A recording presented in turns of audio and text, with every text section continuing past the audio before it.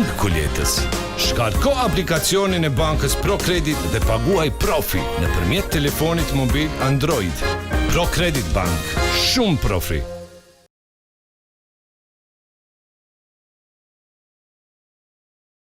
Welcome back, everyone, and thank you for joining us for our next session. This time around, we'll be dealing with smart cities, or to be more particular, with the digital transformation of cities. To lead us through this topic, I would like to invite, our speaker is Mr. Matthias Weis, the CEO of Urban Lighting Innovations, part of Urban Lighting Group, an international leading player in the field of smart cities. At the end of the presentation, we'll also be joined by Ms. Arlinda Rushaj, who will be leading a discussion based on the presentation and on the topic of smart cities. Thank you so much, and the virtual floor is all yours, Mr. Matthias. Thank you very much, Dominic, for the introduction. I'm really appreciated to being part of your event today, and hopefully everything is okay and all of you are healthy.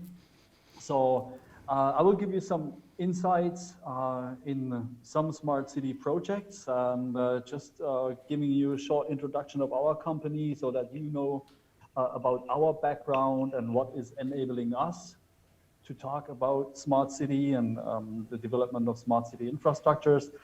So we are a group of companies which is headquartered in Germany, and overall we are active in different fields, but all of them are regarding smart city development, and it's about core things like platform technology, mobility, traffic, air quality, but also infrastructure development like street lighting in a multifunctional dimension, which I will also show you some examples.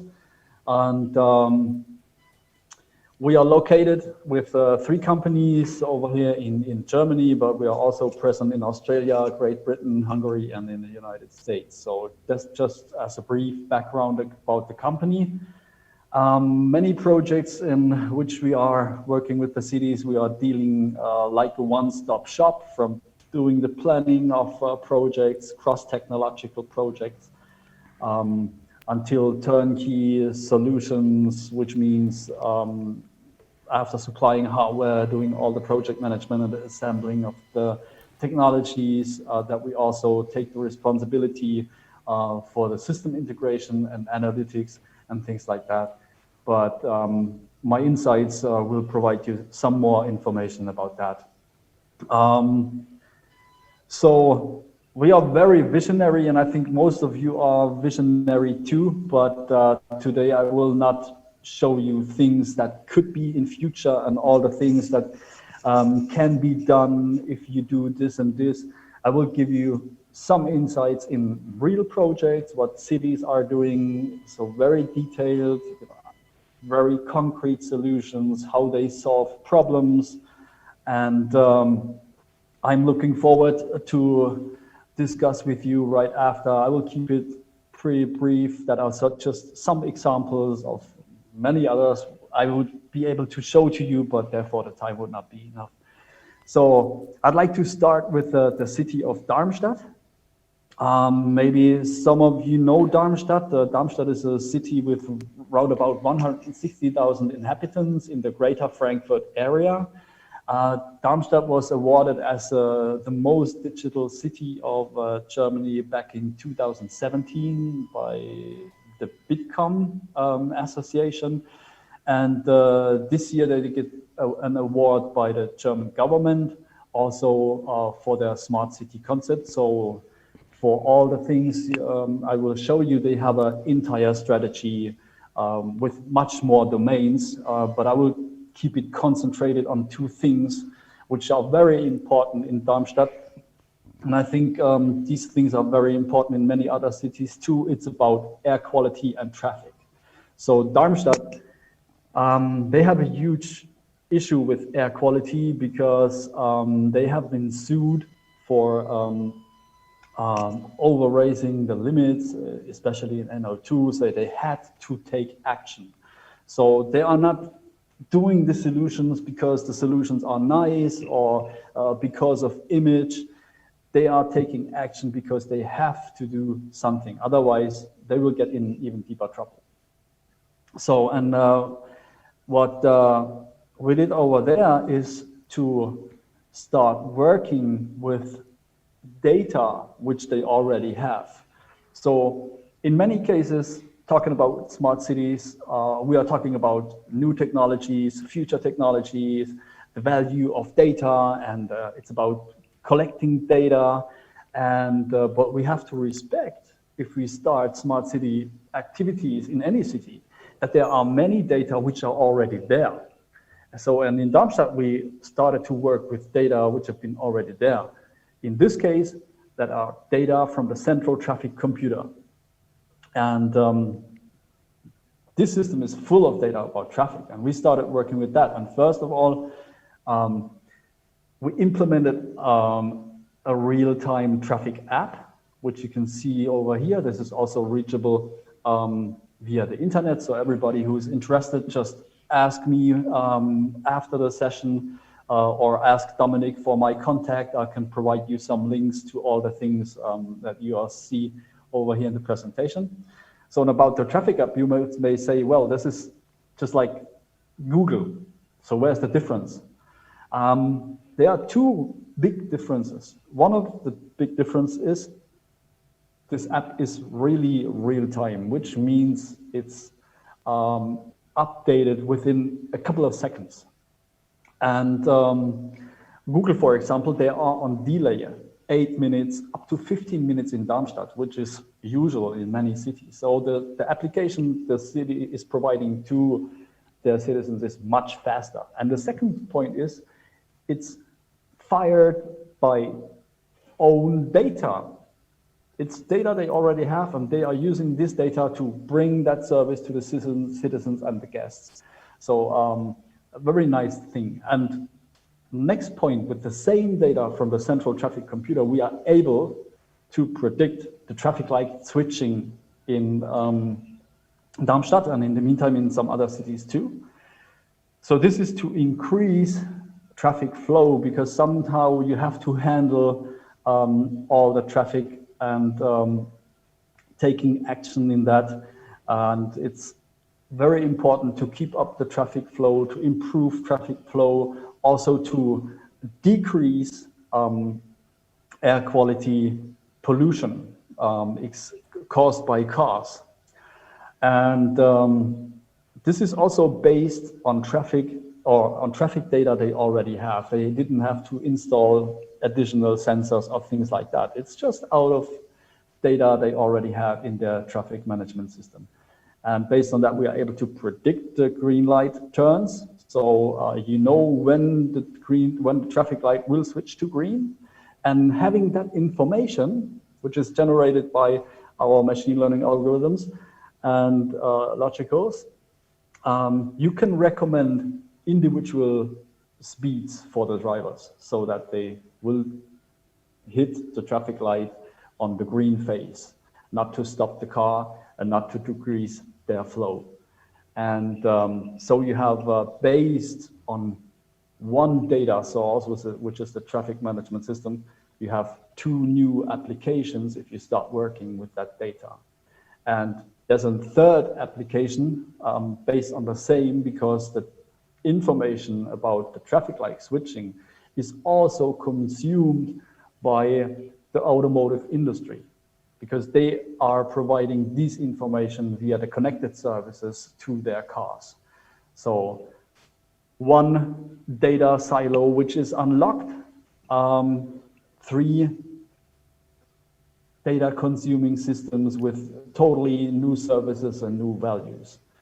But the thing is even bigger, because in parallel, the city started to establish an air quality sensor network all over the place. In the meantime, they have around about 50 or 55 air quality sensors. These sensors are from different vendors. So somehow you have to handle these data and make them comparable, because in the next step, this air quality data will be given to the traffic management system to enable an air quality sensitive traffic management, which is part of their air pollution or air quality master plan. and to improve the situation I was telling you about before. So that are just two examples how Darmstadt is solving a huge issue in air quality and traffic, working with data they already have, extended by data of new sensors in fields of air quality to enable completely new functionalities. And this is something more about the green light prediction, how we call it. We call it EcoMart. So this is also running in some other German cities and also in the United States. This is a real-time application. I was telling you that the traffic app is updated every couple of seconds. So when we're talking about the green light prediction, taking the data from the traffic management system up to the new information, for example, in an automotive backend. This is a real-time application because this is working in less than a second. So if anyone is talking about real-time services in smart cities, we usually are not talking about seconds. We are talking about parts of seconds. And out of experience, we are into smart city projects since 2012. I can tell that the most exciting and the most valuable cases are in the field of real-time applications. So, and just to give you an idea about, the data which is worked with on, just like told on machine learning models, alone in Darmstadt, there are around about 5 million data points per minute, which have to be processed to realize a solution like that. So I hope this is working. This is giving you an idea about the green light protection. That was a small clip we did. And maybe it's a little bit small, but you have to have a look at this number over here, which is telling 8 seconds. Don't mind about the speed, because the guy with the phone is standing at his location, he's not moving. And also the distance over here to the traffic light is not relevant. It's more about the prediction. Just have a look at the seconds. I hope it's working. 3, 2, 1, red. So that's about that, just to give you a kind of live sample of what I'm talking about. So also you can have that information on your smartphone in the car or on the connected services of the car. So that was about Darmstadt. Another project also about traffic, but which shows the complexity of really good solutions solving problems, is the city of Karlsruhe, which is also in the southwestern part of Germany. They have round about 300,000 inhabitants, and the city center is really full of a huge traffic load. Because of that, they are building at the moment a subway system, which is causing huge construction works in the city, and the situation with traffic is even worse at the moment because of these constructions. And so they try to find a solution to relax the situation a little bit during these construction works. And what they did over there, together with the local utility company, which was an important player in that, they started to work with digital signs, LED displays, dynamic LED displays, like you can see over here in the picture, and giving information to the drivers which routes they have to take in best case, or which park and ride places or parking garages they should use. And they use these signs to manage the traffic in a way that the inner city is not that packed with traffic, and that the traffic jams decrease.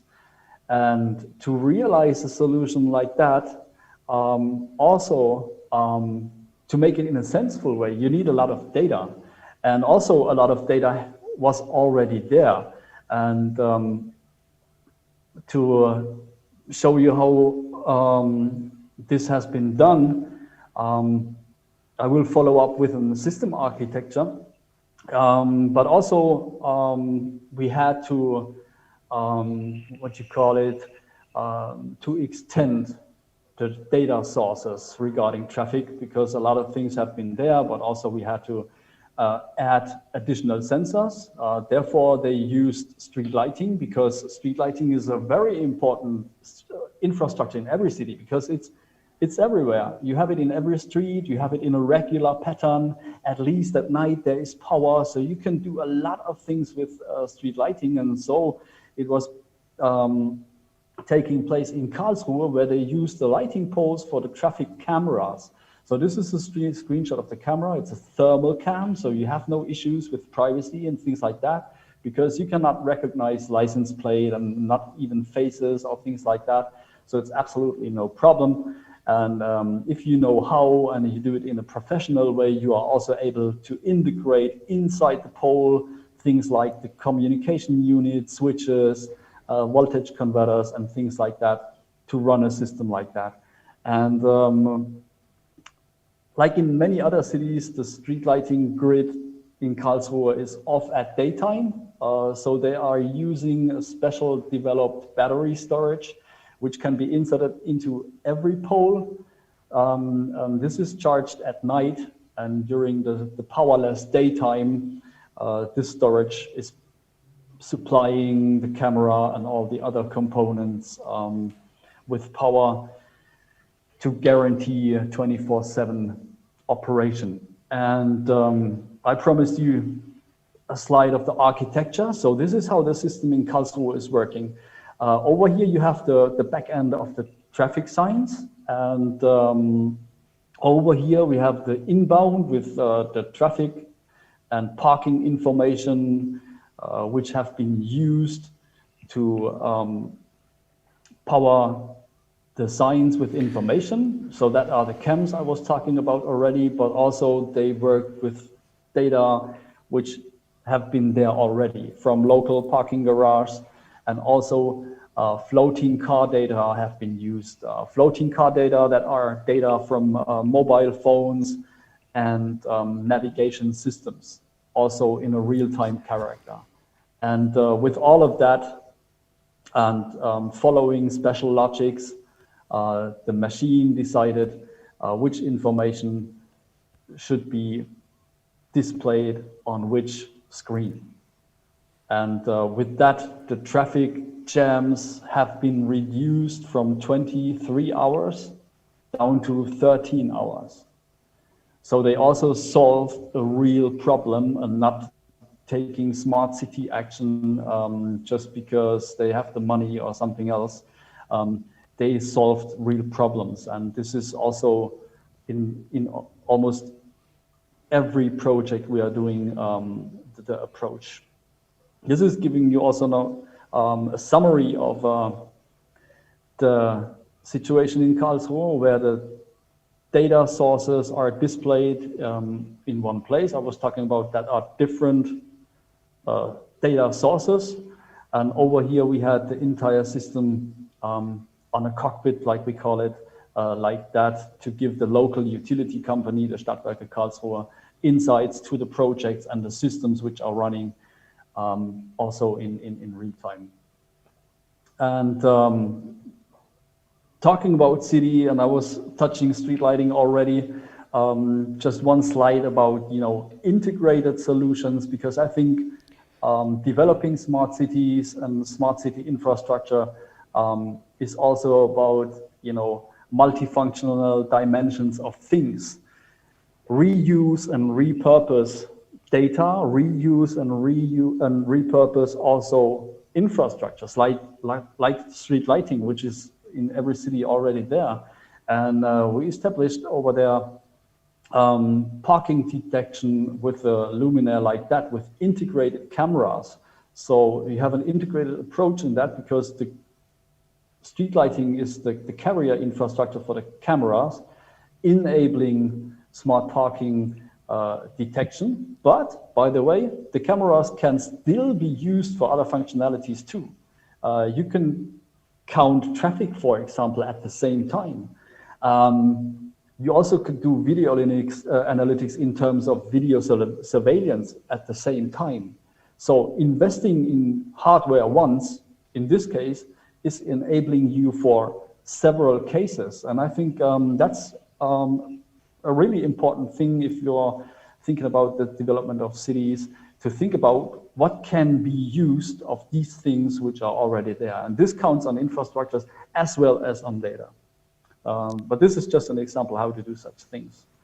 And last but not least, this is about the city of Bad Hersfeld, because Darmstadt and Karlsruhe, that are bigger cities. So probably you don't know Bad Hersfeld. Bad Hersfeld is a smaller city, around about 30,000 inhabitants. And nevertheless, they are running a lot of things in terms of smart city. They are very active also in traffic, in smart parking. They're running projects with optimization of waste and smart lighting projects.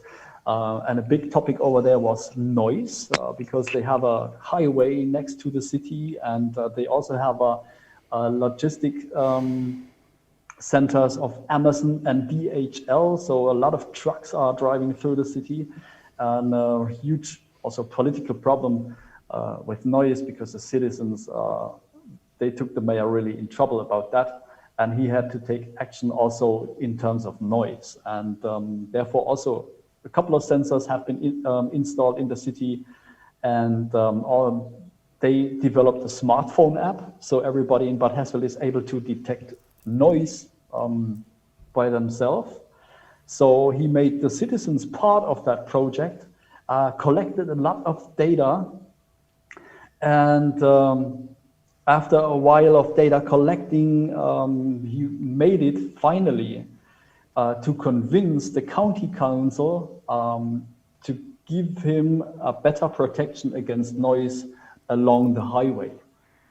So that was a really huge value for the city, and the investments they did on developing the app and getting noise sensors was worth every cent, because they achieved a huge improvement in their infrastructure, and also the citizens are much more satisfied with the things around noise, because they took action, they have been part of the action, and they made it to a success story, convincing the county council about their problem.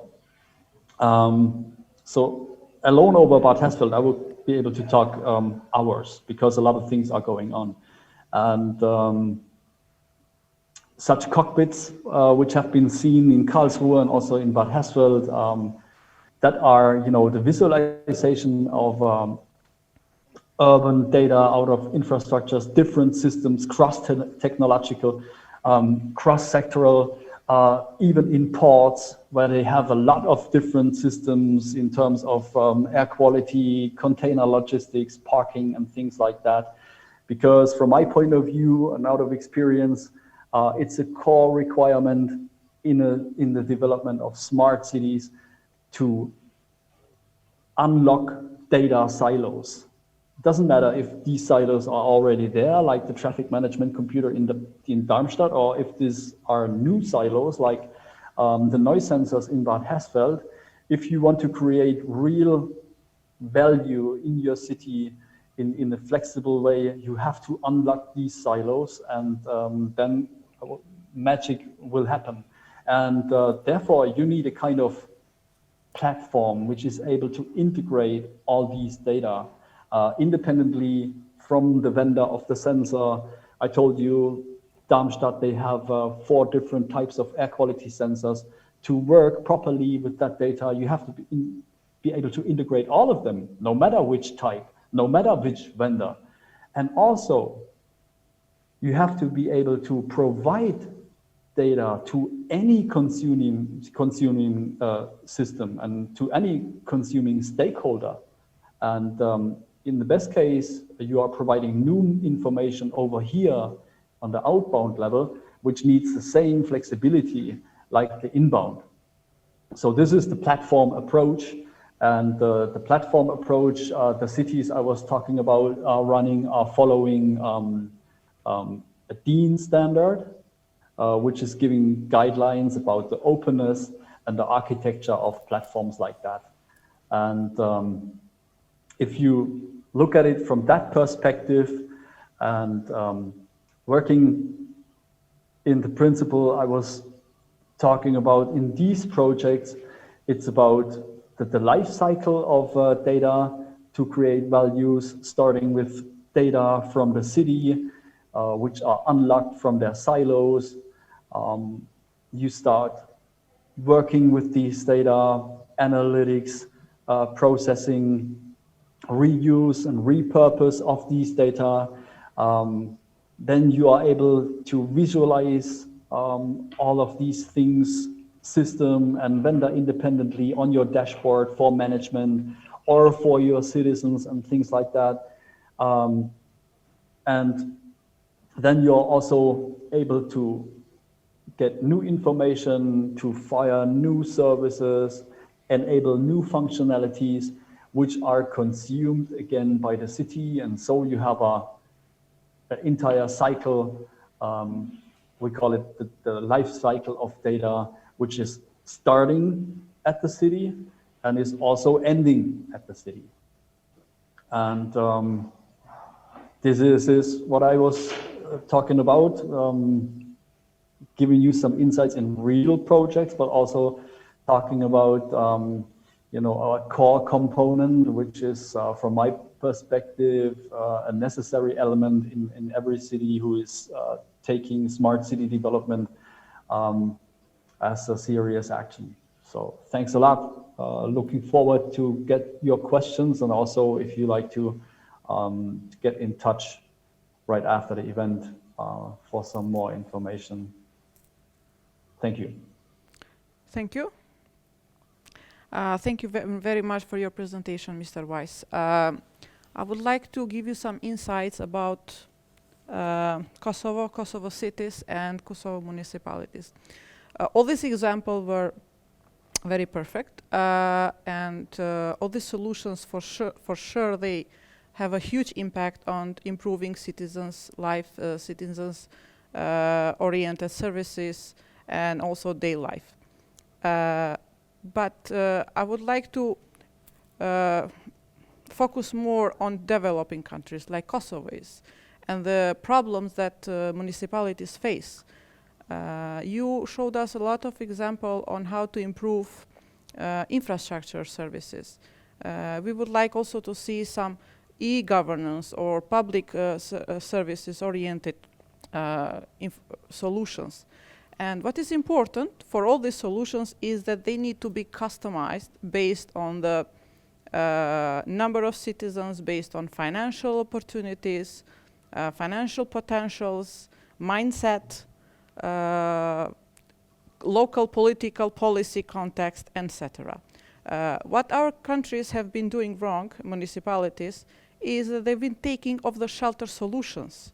Very innovative, very perfect, but then we have problems of their maintenance, skill transfer, long-term data maintenance, data upload, and all this. So I would like us to show us some examples of the developing countries, something similar to Kosovo, like Pristina is. Pristina is the citizens of 300,000 citizens. And what happened in Pristina in the last 30 years is that there was a huge urbanization, rapid growth.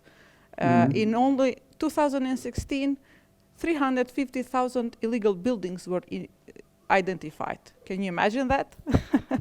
So municipalities of Kosovo, they face basic problems. Water distribution, wastewater treatment, road infrastructure. Only Pristina municipality has a functional urban transport system. Many other municipalities, they don't have. They have only urban-rural transport systems. So I would like us to point us very simple solutions. Smart, but simple. Additionally, I would like also to ask you that, for example, we have already an air quality index web platform, and there are around 6 sensors around the Pristina city that are spread, and they give you real-time information about the air quality indexes like PM 2.5, PM 10, NOx, and ozone, and then carbon dioxide. So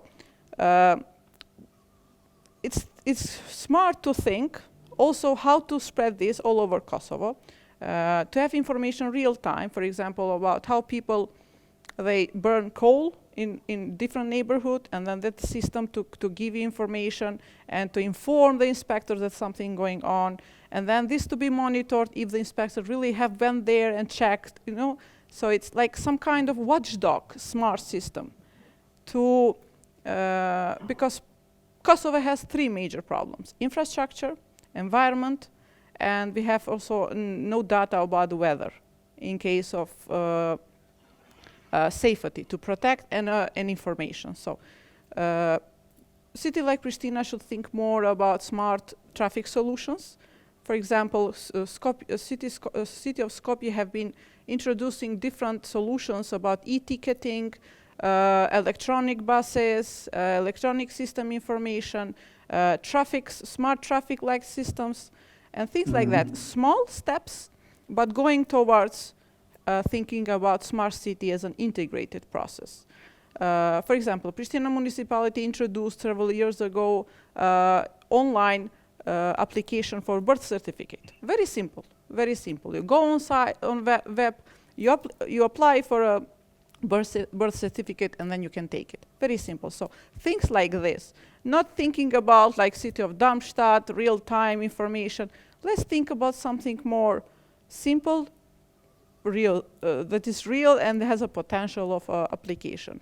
So can you point us some simple solutions that cities like Pristina municipality, Peja, Gjilan, that are the biggest cities, that can apply? Well, I think that are, thanks for that. So that are many points you're addressing. So from e-governance to yes, because I'm not infrastructures. Yes, I'm not an IT engineer. I'm an urban planner. So this is my standpoint. I think many of the things are starting in urban planning because developing a smart city in an integrated way, which you described very well, needs integrated planning. So if you remember maybe my slide with the fields of action we are in, so it starts with the planning, it starts with the strategy. So if you are starting with a strategy, that could be, a huge amount of paper. For example, we made strategies for US states and also German county councils. That is huge paperwork, but I think you don't need something huge like that, but it's necessary to sit down with the stakeholders and work out, a kind of action plan, identifying the fields of action. And then you can think about measures and what are the things which are customized to the city's needs. Because the things I was showing to you, that are customized solutions for the city's needs.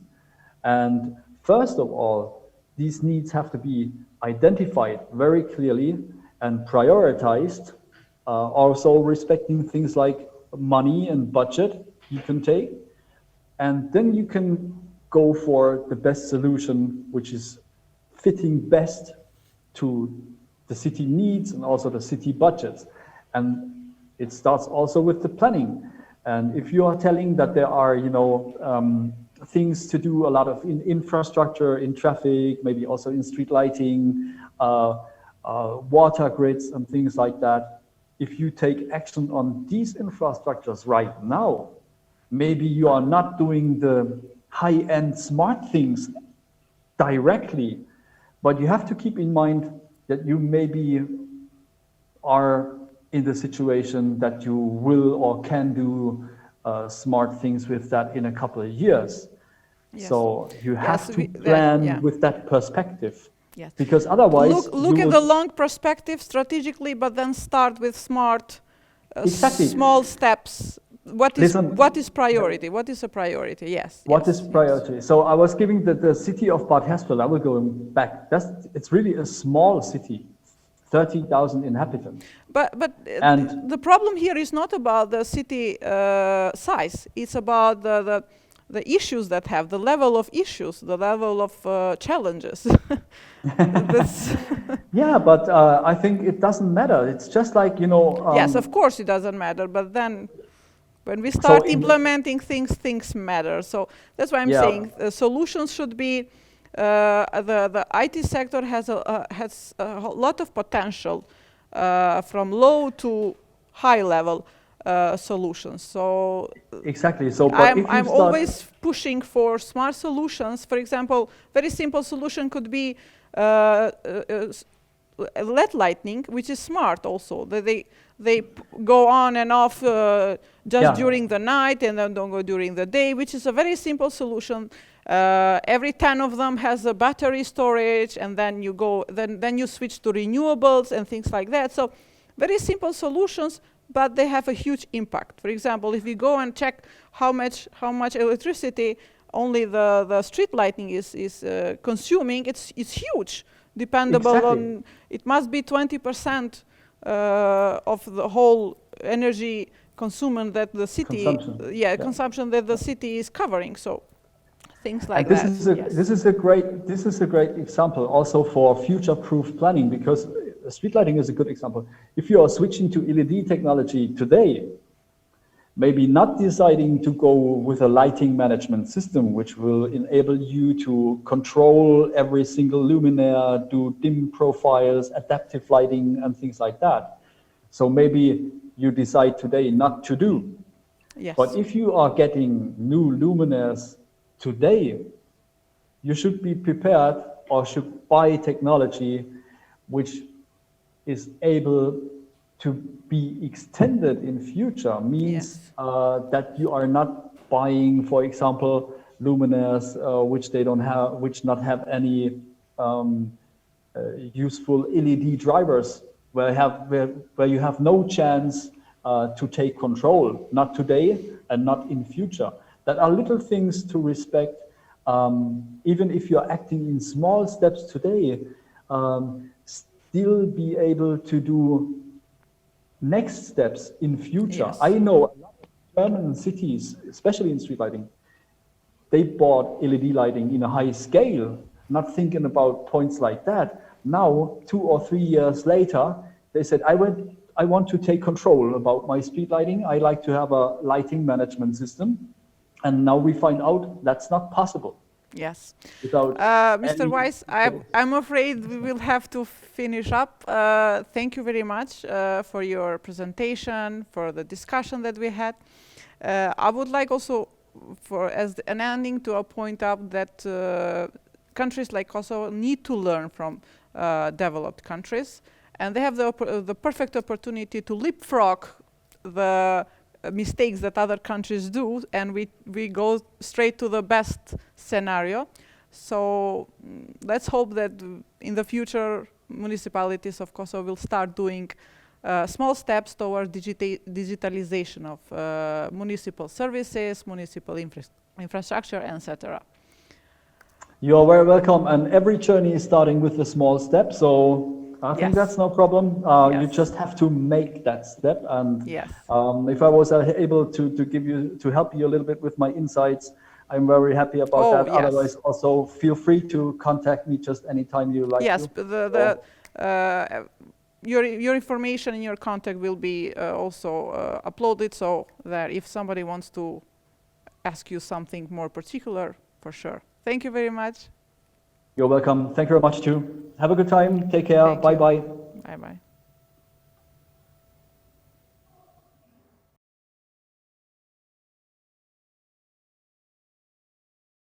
Bye-bye.